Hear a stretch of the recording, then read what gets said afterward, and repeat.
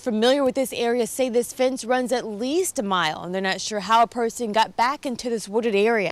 The recent salmonella and E. coli scare many people have been pulling vegetables from their diets, but local farmers say when you know where your food is coming from, you won't have those scares. 2 years ago, taxi cab drivers could charge riders whatever they wanted, and city officials had to step in to help consumers. But now city officials are stepping in again to help taxi drivers. The Milton Memorial Park has made a huge turnaround. Town officials began renovating this former dumping ground into a park in the 80s, and the renovation continues to make this park an asset for families during difficult times. The owner of Velvet Pearl says her store being a target for crime this holiday season is a concern, but she's taking extra steps to keep the shoplifters away. The first step that you learned? Pretty much. Okay. And how long does it take you to get it? Because I don't think I'm getting it right. Yeah, how long? You're not quite getting it, but it's all in the... Are in and the Salisbury municipal election ballot is set. Election officials did a final count today on the mayoral ticket. Friends, family, and concerned residents met today to search for the body of a woman who has been missing for more than a year. Investigating a crash near Georgetown that has claimed one life. Here's a look at what's going on in the world of health this evening. Summertime means pool time, especially for kids, but are there times parents should say no to swimming? Maybe if your child has a bad cut, an ear infection. Imagine having this message left on your voicemail from a police officer. Hey, it's Sergeant Mayo at the State Police. Call me back.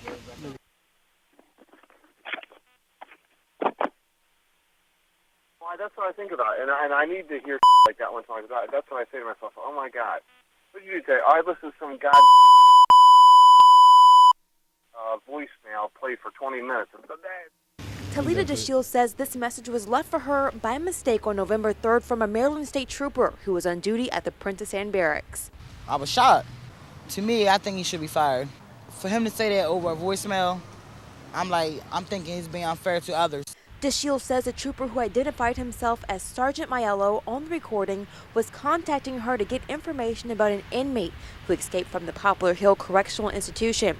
DeShields almost dropped the issue, but anger led her to take the issue to the commanding officer at the Princess Anne Police Barracks and the president of the NAACP in Somerset County, Kirkland Hall.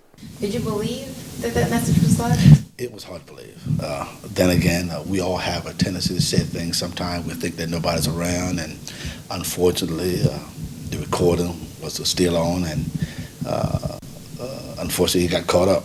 Greg Shipley, the spokesperson for Maryland State Police, will not confirm the trooper's name due to a personnel matter, but says an internal investigation is underway after accusations of racially insensitive remarks. While the investigation is ongoing, the trooper is on paid suspension. DeShields says the message left by the officer has tainted her view of the police. Every time I see an officer, I'm like, I want to know what they're thinking. Like, are they thinking the same thing he's thinking? Kirkland Hall says he's waiting in hopes to see the trooper and those involved in the conversation reprimanded for their actions. He says it's incidents like this that creates tension in his community. They have a fear of the police department. They don't have much respect for the police, but this is what we're trying to change. Amber Watson, WMDT 47 News. And they're talking about kicking me out. The state of Delaware. Lincoln resident Lily Mae Lewis and her family are being ordered to leave their home. On Thursday, the Attorney General's office announced plans to condemn the property under the Drug Nuisance and Social Services Abatement Act. They say in the last 8 years, police responded to this house more than 60 times for complaints of physical violence, sexual abuse, gunfire, and drug transactions. They have been to this house 5 times searching for dope. They have never found dope in my house, never. Some of the neighbors I spoke with didn't want to do an interview on camera, but they say the family being forced to move is a relief. They say over the years they've caused a lot of problems in the community. Well, my nephews and me too, we have, we've done a lot of stuff in our life that we're not proud of. Selling drugs and whatnot, but don't nobody sell drugs here. But I don't think that the state have to penalize my mother for it, because she's 78 years old, and my father is 69 and he's handicapped. They were all ordered to evacuate by Friday or arrest would follow. As of Saturday, the family is still packing, preparing to leave. Amber Watson, WMDT 47 News. It's hard to imagine a high school and college graduate would fall victim to homelessness, adding to the growing population living on the streets of Salisbury. It's not very kind, The elements aren't kind as it is. It's just awful. It's horrible. Debbie Pickett has been homeless for a little more than 2 years now. She says a physical disability kept her from working. Unfortunately, getting back on her feet is not her only fight. She says street life for the homeless is rough. Pickett has been a victim of rape, and she, like many others, battle finding a safe place to lie their head because they always have to be on guard. Just wake up fist fighting, and the next thing you know, that's what's going on. I woke up, and that went on often. Just woke up, and then that's how my teeth were just broken. Every tooth in my mouth. I'm sorry, God. Agencies who help the homeless say hate crimes are an issue law enforcement has difficulty resolving. The executive director for Hope and Life Outreach, also known as HALO, says the homeless victimized by violence often don't report it. It's sad because they don't know who attacks them, so it's one of those kind of crime situations that it's hard to find the person that did it. It is dangerous out there on the streets. Celeste Savage says HALO is planning to extend its services to protect more women and children seeking shelter. Amber Watson, WMDT 47 News.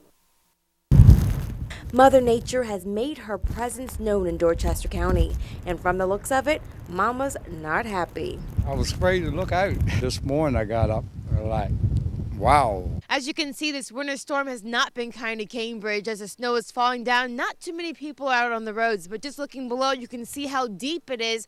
The snow comes up to the end of my boots, which is about a foot tall. Right outside of Cambridge, a Linkwood resident was digging out of 18 inches. It's really been, something, and I want to try to dig out before we get this next little storm. While some were working from the bottom up, others started on top. Oh boy, I knew I was going to have my work cut out for me. These old mobile homes, they can't take a whole lot of weight on the roof. Cambridge resident Ron West not only cleared his roof, but he also went around the neighborhood to help others prevent their roofs from collapsing. This is an older residential area.